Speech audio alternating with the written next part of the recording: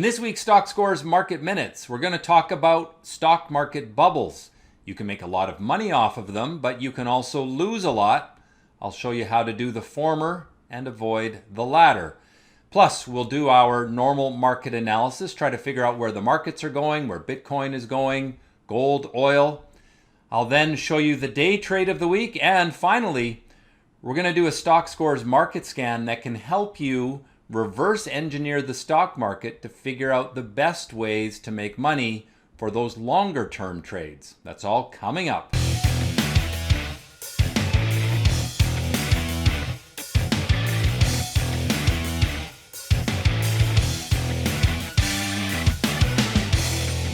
So how do we avoid stock market bubbles? Well, it's important to first understand what a stock market bubble is.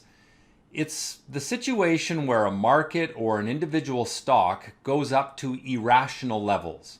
And that can be caused by crowds chasing after a stock or a market with that fear of missing out.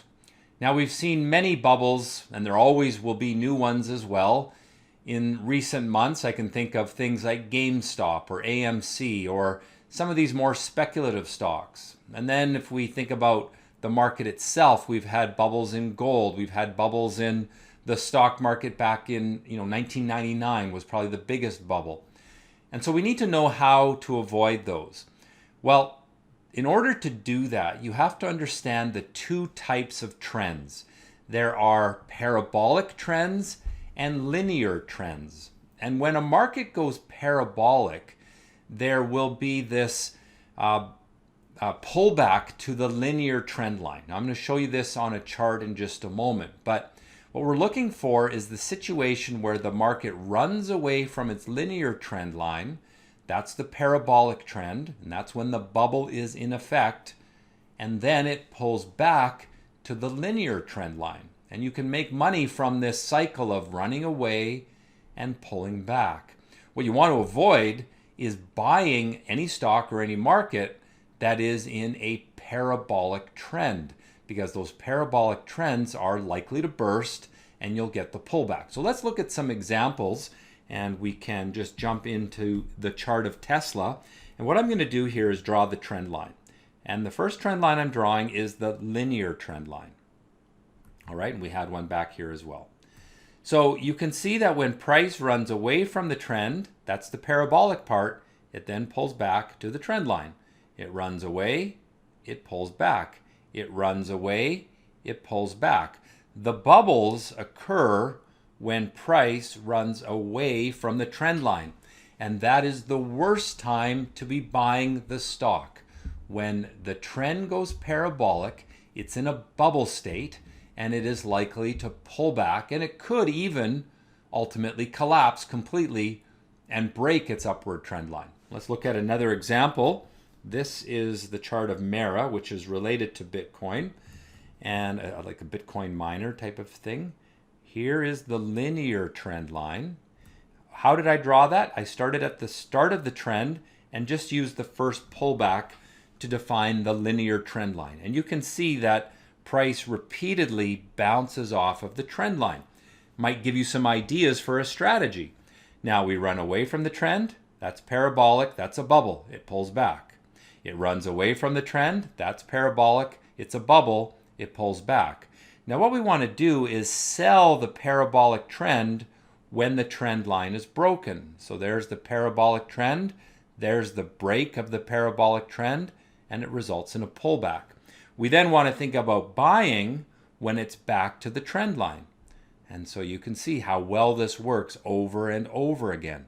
Runs away from the trend line. It broke the parabolic trend 4 days ago, and now it's in the process of moving back to the trend. Now in this case, and in the case of Tesla, it keeps bouncing off of the trend line, but that doesn't always happen. Here is a chart where the stock went very parabolic. So here's the linear trend line. It really ran up and away. It broke the parabolic trend there. It came back to the trend line, went along it for a little while, and then also broke the linear trend line, and that has led to the real complete collapse of the stock. And when that linear trend line is broken as well, then the party's over and you want to get away from it. All right, let's do our normal weekly market analysis. Actually, first, I want to remind you of some upcoming webinars that I have coming up. These are all free, starting next Saturday, April 17th. You can see the topics on screen. You can see the times as well.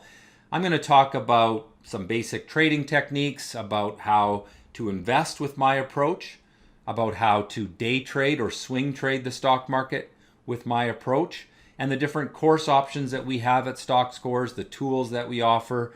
These are all free webinars, and anyone who attends one of these or all of these free events will get an electronic copy of my book, The Mindless Investor. Now, The Mindless Investor is sold out. You cannot buy a hard copy of it anymore, but I will be emailing out links to download the electronic version for anyone that both registers and attends one of these events. You want to attend all of them, you're going to learn lots, I'm certain of that, but it's a great way to get my book because you just can't buy it anymore unless you do the e-version. All right, now we'll get into the normal market analysis, starting us off with the US markets and the S&P 500. And it's been moving higher for the past couple of weeks. You can see the upward trend in place there.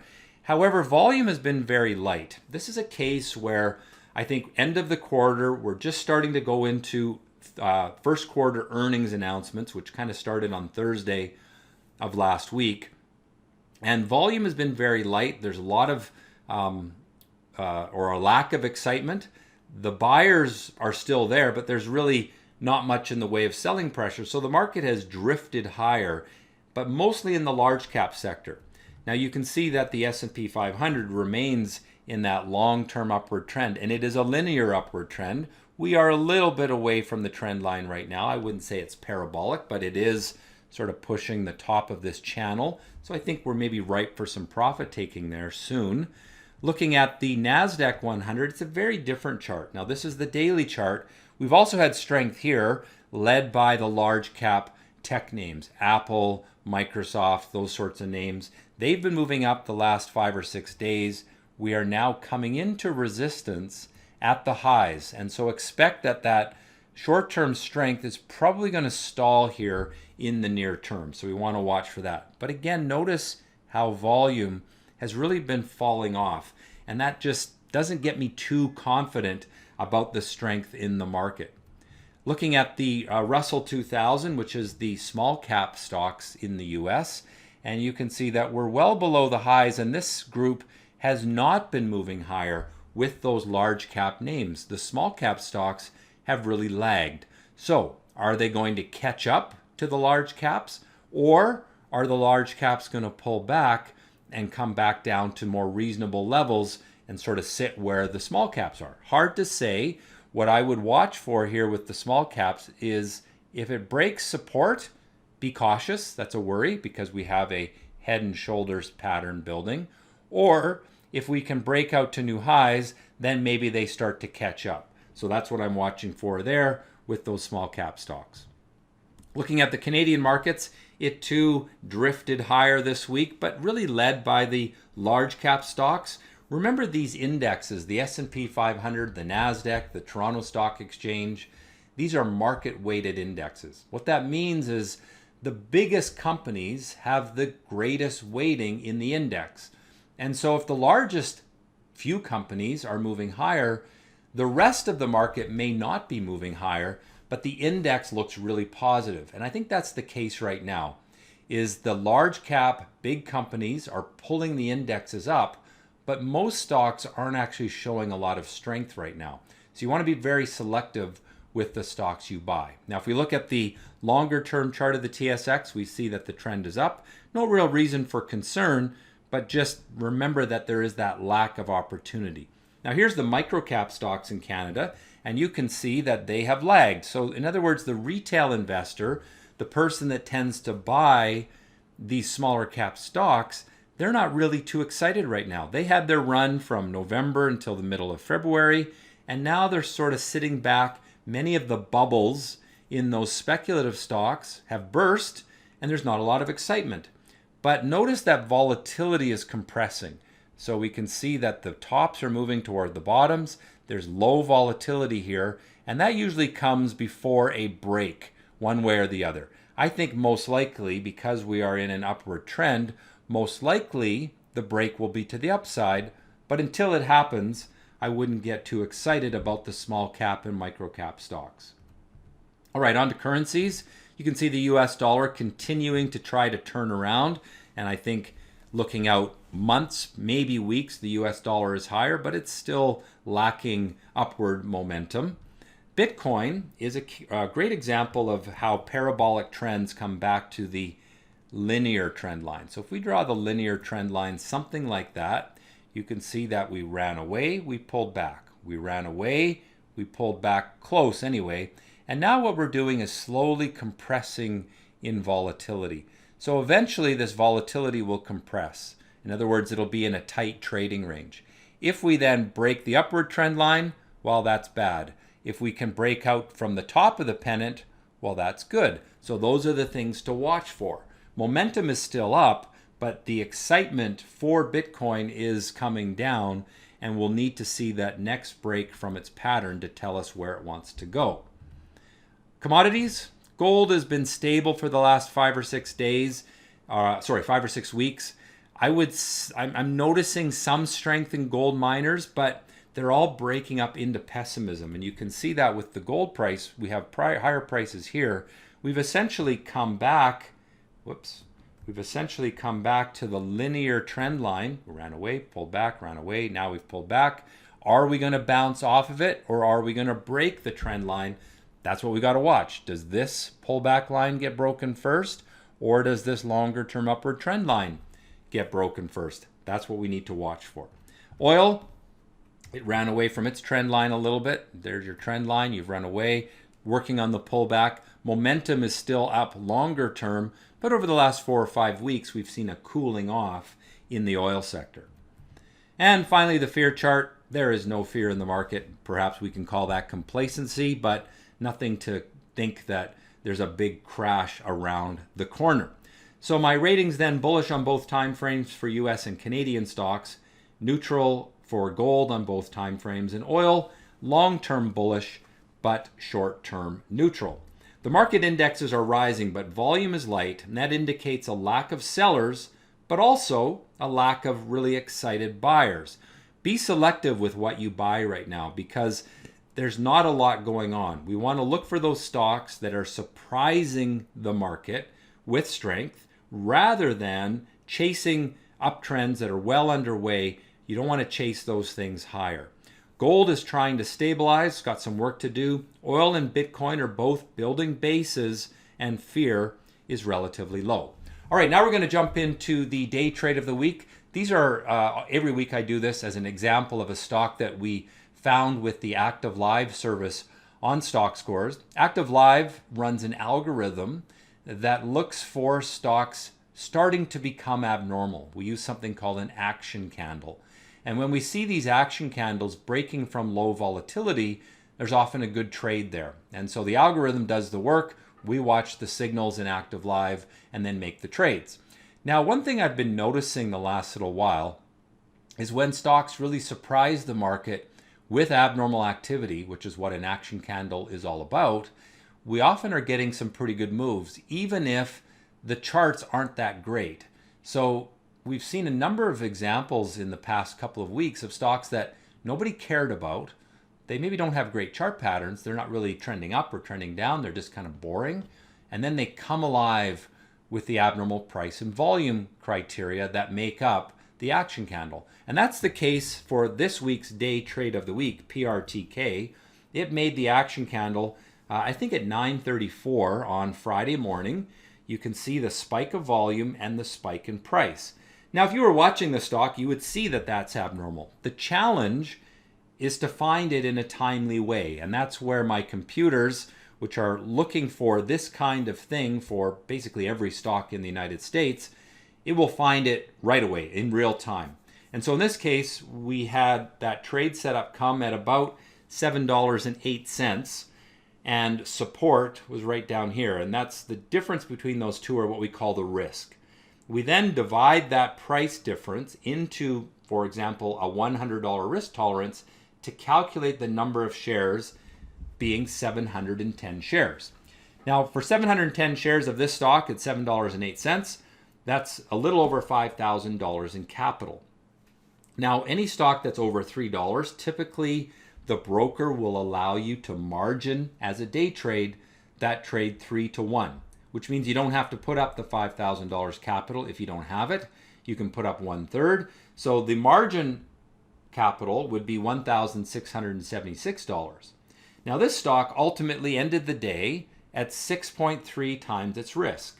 So that was a $630 gain for $1,676 of capital, and that represented a 37% return.